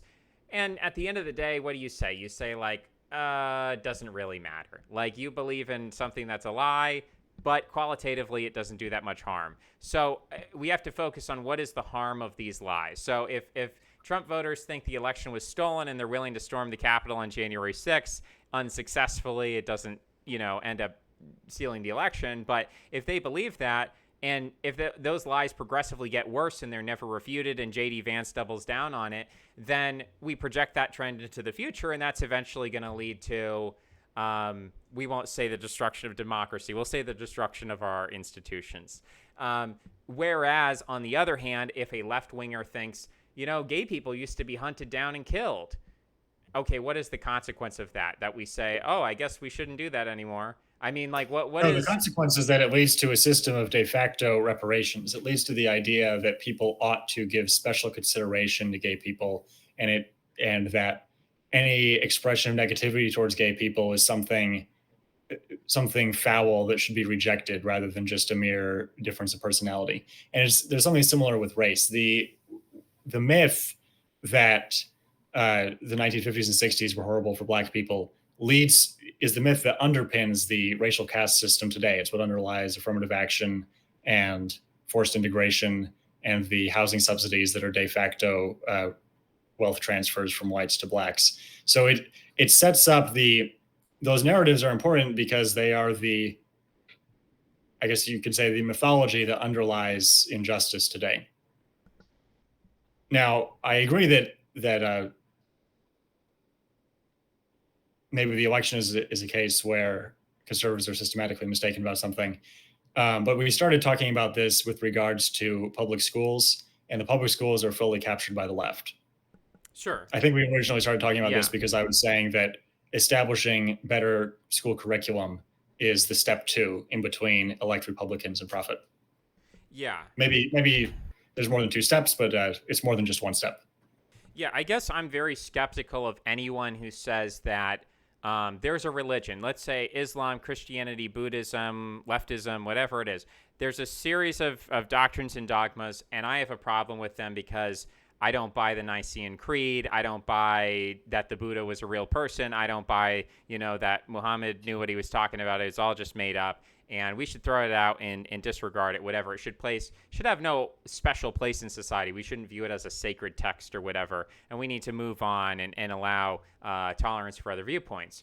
The problem I have is with atheists, agnostics, the kind of non-religious people who, when I asked you what's the problem with the mythology around gay people, and you said, well, it prevents my freedom of expression to disagree. I have to pay this toll. I have to pay this obeisance. Any time a gay person is in my presence, I have to bow down and say, oh, I would never. Well, I don't feel personally compelled to do that, but we live in a culture where, unfortunately, many people feel compelled to do that. Sure, yeah. People feel compelled to pay a special respect to gay people. And this is kind of a tax. This is a moral tax or tax on your honor. And it's degrading, it's humiliating, and it makes people feel bad. And so this is this negative consequence. And you're saying, well, what we should do is we should remove like a vacuum cleaner or like a straw. We're going to suck up all the leftism out of the schools, and we're going to make it this neutral ground of objectivity and truth and rationality. No, it's not going to be a neutral ground. There's no way to have a school that's a neutral ground because you're going to choose to teach some things rather than other things. We should teach the true history of Western civilization rather than the fake history that's taught in the current public schools. And Christians should be able to teach Christianity to their children. There should be a much greater diversity of things that people are taught. And also when it comes to the history of Western civilization, we should teach the true things rather than the false things. I think So this. I'm really not. I'm not saying that we can vacuum leftism out of public schools and then have like a sterilized educational setting. I don't think there's any such thing as a sterilized educational setting. I think we should explicitly say that we want to teach different things than what they're being taught now, and we're in the right because the things we want to teach are true, and what they're currently teaching is false. I think we're hitting what I would call is the Great Wall of libertarianism, which is where you're saying that we can have a decentralized culture where you're like, well, I'm not a Christian, but Christians should have the right to teach their kids Christian stuff, which they, by the way, do have that right. But, you know, They homeschooling is really a do right in not. America, not some other countries. Like, Germany has restrictions on homeschooling or something. But, you know, Okay, fair enough. Yes, for homeschoolers, yes, so when you but say things like, I think Christians should have the right to teach Christianity, but will I myself become a Christian or endorse that worldview or step into that? No, I'm just going to kind of like cheer them from the sidelines or whatever. And what I'm saying is that I'm very skeptical of any political movement which is dependent upon cheering from the sidelines for a thousand flowers bloom, and we'll just let the school, schools should be allowed to teach different things and people just make a choice. I'm saying if we are an empire and we want America to survive, we're going to have to figure out a mythology that works for everyone. Now, if you say, I want public schools and I want them to teach one thing, but I want them to teach Christian theocracy, I might disagree with you, but I think it's a coherent position.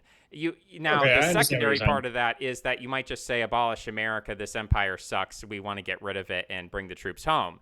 And if that's your position, then we first have to argue about whether we should have America at all, or whether we should have 50 individual states or a million different microstates on the North American continent. And I think that given geopolitical necessities, and by the way, I would say this for World War II, right? The Soviet Union effectively gobbled up the former Russian Empire and was intent on taking over Europe. And if your response to that was some kind of like, Holy Roman Empire, microstate thing, then yeah, maybe there would be some economic freedom that would come out of that. Maybe there would be some efficiencies and advantages and individual rights and so on. But ultimately, like, if you're trying to prevent the Soviets from invading your country, or vice versa, if you're the Russians and you're trying to prevent the Germans from invading your country, you have to recognize the necessity of empire. You have to recognize that individual liberty and allowing people to do whatever they want, there's an advantage to that, and it's certainly not something that I want to abolish just because. But I think that if we, as a country, if we say, well, we're not going to develop a national culture, we're not going to have public schools anymore, parents have the right to do whatever they want to do, if Christians want to do what they want to do, they do what they want to do, and so on. And you could say effectively that's what America is, and that's what America has been, at least in its legal I'm not saying framework. that though, because so to be clear, I'm not saying let a thousand flowers bloom. I think that if education is opened up, the majority of Americans who are Christianish and libertarianish are going to just naturally express a kind of common culture. Now there'll be some people who are more Christian than others, some people who are deists, some people who are more libertarian than others, but there's enough commonality there that there is a common American culture. So no, I'm not. I would not be thrilled about Muslims coming here and having their own schools. I would not be thrilled about leftists having their leftist schools. But since the leftists currently control the public schools, I want that to be replaced with school choice so that my people can establish our own, can have greater latitude to establish our own schools. Yeah, and again, like, I think that America has an identity crisis. It has a spiritual crisis, religious crisis, and the way to solve, like, the way that is going to be solved isn't with half measures, compromised, frankly, libertarian cultural attitudes of you do you, I'll do me. When people are under stress, they engage in fight or flight. That's what we're doing as a culture. Some people are fighting, some people are running away, but everybody is, and so I guess some people freeze, right? But the response that you have to a high stress environment does not lend itself to a peaceful de-escalation where we just sort of say, well, people will figure it out for themselves. We'll just kind of let people choose whatever they want to do, and it'll be what it'll be. Now, even if on a Well, legal I'm not saying that framework, either. I would say that even on a legal framework, right? Even if that would work like legally, like, oh, technically you legally have the right to homeschool, you still need, and I guess this is the problem when you say things like Christian-ish, libertarian-ish, is that in terms of a mimetic war, if you're coming into the war and you're saying, well, I'm ish, I've got to like, I'm ish about it. Like if I said, well, I'm not really left, I'm like left-ish. It's like, okay, I'm going to lose because that's I just don't think how. so. I think that most people are moderates, and I think most people are more sympathetic to you if you're. And also, what I'm describing is not, whether I want Americans to be this way or not. It just is the fact that the bulk of white heritage Americans are Christianish and libertarianish. Yeah, I mean, they're more Christianish and libertarianish than Hindu immigrants or something. Um, I agree with that. I think where I disagree with you is the idea that when you say the majority of people are moderates, and that's necessarily true, and that's like always been true throughout history, is that the vast majority of people, the masses of people, are not fanatical on anything. They're not. They're just kind of like, well, there's different ideas, and I'm going to kind of compromise with whatever's out there in the ecosystem because most people are conflict adverse, and you need that because if we had a society full of people who were hungering for conflict, we nothing would work. You need to have the majority of people are just kind of go along to get along. That is a very evolutionarily beneficial behavior since the dawn of cities. Otherwise, you get a skyrocketing murder rate or something, and no one can agree on anything. You get like Germanic tribesmen having a million wars with each other, even though they speak the same language, worship the same religion. So you have to have the masses of people like that, no matter what. So then you have the fact that history does change. The Bolsheviks, the Nazis, the Freemasons, there are these small groups I call minoritarians, and it's just a combination of minority and, the suffix meaning, to rule. That means that minorities direct the flow of history because majorities are willing to go along with them. All of these minorities, the Bolsheviks, Freemasons, Nazis, they were a small vanguard. They were a small group of people. Leftists today are a small group of people. When we talk about these beliefs that you've talked about, Harvey Milk, whatever, the average Democrat voter doesn't know who Harvey Milk is, but like a Right, but they committed know the leftist narrative, but they does. believe in the narrative that is supported by anecdotes like Harvey Milk's. The reason why the average Democrat voter is sympathetic to leftism, and if you sat him down and said, hey, there's a guy called Harvey Milk, and he was hunted down for being gay. He was assassinated for being gay. They're going to be like, oh, okay, I guess that's true. Like, I'm not going to fact check it. And then if you said, well, hey, I'm a conservative, and I think that's totally false, without even looking it up, they're going to be biased against you and toward the leftist narrative, right? So the reason why that's the case is because, as you said, K through 12 education is very powerful. People are indoctrinated. They are filled with doctrine. They are made to think in a certain way. They have a general like it's a fuzzy picture of reality, but they have these kind of archetypes, whiteness bad, brown person good. Like they have this vague associations that they have in their head. And then when things come up in reality, they generally, even if something that contradicts that narrative, they will kind of, it's almost like an immune response. Like a cell membrane lets in certain things, it excludes other things. Similarly, people have ideological, mythological worldviews. If they see things that confirms their biases, they accept it. If they see things that opposes their biases, they reject it. This is how most people work. Now, the question is, how did it come to be that leftists gain control of these schools? They didn't do it by winning a vote or winning people over to their side by evangelizing. They did it because they were very, very committed. They were very, very fanatical and uncompromising in their beliefs and saying that everyone should think this way and believe in Yeah, this way. And if they didn't feel that way, they would not have won. And that's why I don't think maybe so. conservatism is very But effective. but I can be a fanatic, I can be part of the vanguard, and I can still recognize that the bulk of my people are just going to be like moderate Christianish, libertarianish people who, and they will express that if they're allowed to educate their own children. So I support that. Yeah, I But I would. think we're getting away from some of that. Um, so I wanted to ask you: do you believe that the 1980s and the 1990s were a conservative time? Oh, relatively speaking, then you just look at voting patterns, and Reagan won, and then if you combine Bush and Ross Perot together, then yeah, Clinton totally, he was in the 40, he was, what was he, 45%, maybe less, 41% or something of the vote in 1992, and then he ran as like the most conservative Democrat since, I don't know, maybe even before LBJ. I mean, in relative terms. So it's like, what even Democrat would there be equivalent to Bill Clinton for the time? Like FDR was pushing the party to the left, Carter was pushing the party to the left. So it's like, I don't even know, Al Smith. Like, what Democrat do I have to go back to actually have a comparable version to Bill Clinton? Well, in messaging, maybe.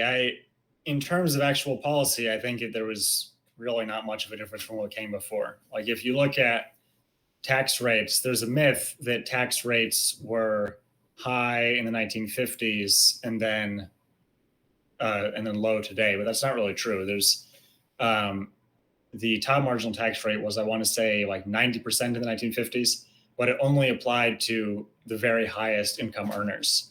So if you look at the top 1% of people in the 1950s, they paid about 41% income tax rate. And now the top 1% pay about 36 income tax rate. Or even like the growth of regulation. There was a very slight, Reagan slowed down the increase of regulation, but the amount of regulation from the federal government went up during the 1980s and continued in the 1990s. So I think that, to me, it seems like the big change was really with FDR in the 1940s, or maybe even with Woodrow Wilson, but certainly got into high gear with FDR. And I think we've been basically on the same trajectory since then. But now we have the internet and we have a more active and serious conservative movement than we've had in a long time. And I think this opens up a possibility to change direction. Because the reason why I think the left succeeded since the 1940s is, one, well, it's just because they were the tribe who was on top. So the left in America is descended from the Northeasterners rather than the Southerners and the Scotch Irish. And they have the Ivy League. They won the Civil War, so they were on top for a long time. But there's no rule of nature that says they have to be on top forever. And I think that the internet shakes things up enough that the underdog tribe can win. Well, we'll have to leave it on that note. I mean, we've been going for 2 hours. It's been intellectually stimulating, and we could probably go on for another 2 hours, honestly, in discussing these issues. But I definitely feel like I understand your position a little bit better, and maybe what I feel like is the linchpin of the disagreement. I mean, I won't weigh in on the Yeah. fall of the Puritan. It sounds like you're getting a phone call or a cuckoo clock is going off. So that sounds like it's a good place to stop. Anything, last words, things you'd like to promote, things you'd like to share with the audience before we go? Um, well, I write on my Substack, and I guess I'll point people there. Very good.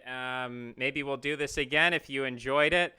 Yeah, this was a great conversation. Thanks for having me. Awesome. Beautiful. Okay. Well, we will leave it there, and we'll see you next time. Take care. Great. See ya. Bye-bye. All right. We're going to close out of this and close out of this. Beautiful. All right, guys. That was bit of a contentious, bit of a disagreeable one. I don't believe that the Southerners and the Scotch Irish are going to rise up and destroy their Puritan masters anytime soon. I think it's much more likely that Chinese and Hindus ally with the Puritans to further entrench their power. So, you know, we can maybe debate that next time. The future of America, the future of the empire, who's winning, who's losing. Yeah, I don't see Southerners and Scotch Irish as a rising faction. I don't think they're on the upswing. I think they're on the permanent downswing, and there's nothing to be said for those people. They're not like an effective group of people. I'm not saying they're like a worthless group of people or anything. I'm just saying, in terms of tribalism, I don't look at Scotch, Irish, and Southerners as like the rising star of American tribalism or something. I don't see them. I don't see the cavalry coming. I don't see the reinforcements coming. I don't see them doing anything significant or cool or dramatic. Yeah, January 6th maybe is the counterpoint to that. Maybe January 6th is the example of how those people are about to rise up and they're about to take over America. Hopefully not, but I mean, Donald Trump is not a Southern. I mean, Donald Trump is an immigrant. His ancestors didn't fight in the Civil War. He's not a heritage American. He's not Scotch Irish. He's not a Southerner. He is a Scottish and German immigrant after the Second World War. And his wife is Slovenian, and all of his kids are married or dating Arabs, Jews, and Hispanics, except one. I think Laura Trump is the only one who doesn't fit into those categories. So, and then he's got JD Vance, and JD Vance is married to Usha. So the idea that those people are about to rise up and take over, I don't think is true. Maybe they can ally. I mean, I think what the JD Vance strategy is saying, like, let's form an alliance with Hindus to take over America. Is that plausible? Sure. Is that conservatism? I don't know if you want to call it conservatism. You think Hindus are going to be libertarian? And I don't think Simon believes that, by the way. I'm not trying to straw man him after the fact. But I would just say that I think that would be the J.D. Vance plan, and it sounds like Simon's not on board with that, and I don't think he has an alternative. I think his alternative is just like, well, let the Christians be Christian. And my point is that if you don't seriously believe in what you're doing to the extent that you're willing to shove it down other people's throats, you're not going to win, and therefore there's no point. Like, if you're not going to win, there's no point. You can engage in wishful thinking. You could say, well, I wish things were this way. But if you're not going to win, then there's no point. It's just wishful thinking. So that's kind of my feeling on it. But maybe he has a master. He's going to fill in the question mark, question mark, question mark. My plan is that the left wins total victory. And we fix America and we save America with technology and progress and imperialism. And we take over the world. And we fix some of the, we stop engaging, and we grow out of some of these growing pains that we're going through, where everything is a race to the bottom. Unfortunately, I don't think the right wing is going to save America. I think you just have to be a leftist, and you have to say, you know what, we're going to be leftists, and we're going to reform the left. And it's hard. It's not easy to do that. I understand that's difficult. But I do think I think either America will collapse or the left will be reformed. I think those are the only options, because I don't think the right is ever going to do anything good at all. Period. That's my position. I think the right is selling the collapse of America. I think that's the purpose of the right wing, is to destroy America, which is not good, which is not something that I want. So for me, it's like we either reform or we die, and I would rather try to reform. Conservatives would rather accelerate and destroy the empire, which I don't think is good. If you truly value individual liberty and Western civilization and stuff, you don't want to collapse America. I mean, yeah, we used to own slaves. That was bad. We fought a civil war. We abolished slavery. If somebody said, in the 1830s, because America owns slaves, therefore we should destroy America, I think that person, I don't think that person is good. I don't think that's a good position. And if your position in 2024 is we should destroy America because of pronouns or whatever, and some of those ambiguous things about honor culture, and we could have gotten into class. We could have gotten it, but I don't know. I don't know what the substance of that is. I don't know exactly how the right wing is going to make America more honorable and some of those other intangibles. And the stuff about lying, it's like, pick up the Bible. I mean, I just argue against the Switzerland concept, the concept we can just have a purely neutral, rational, no mythology, no lies. It's like every state, every religion is going to oversimplify reality and bend reality to its own biases. You're never going to escape that. It doesn't mean that I don't value truth or that I don't want true things to be, I want our mythology to be as true as possible. And so, yeah, I'm fully in favor of calling out exaggerations and distortions. But I think that the right wing has much more dangerous exaggerations and distortions than the left does. So that's my position. Anyway, I didn't want to go on for too long because I got another thing coming up. But if you guys like this one, please do go check him out. He's a good writer, even if I disagree, he's a good writer. Go check him out and like, comment, and restack. Thank you guys. Appreciate you. Take care. Bye-bye.